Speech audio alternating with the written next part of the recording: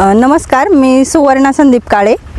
आम्ही खोडदमधून पांडुरंग पवार ह्या त्यांच्या सूनबाई कविताताई ह्या आज म्हणजे 7 तारखेच्या निवडणुकीला उभ्या राहिलेल्या आहेत. आम्ही त्यांना प्रचंड बहुमताने म्हणजे निवडून आणणारच आहे.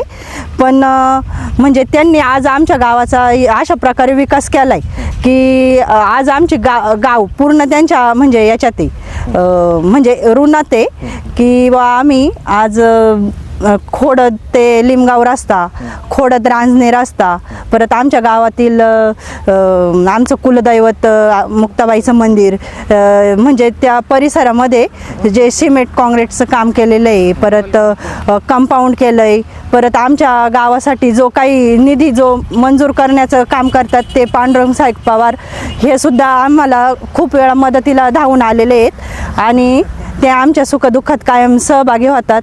त्यांच्या सुनेचं जर सांगायचं म्हटलं तर त्या प्रथम आता म्हणजे त्यांना कोणी ओळखत जरी नसलं तरी पण त्या म्हणजे चांगल्या सुशिक्षित आहेत.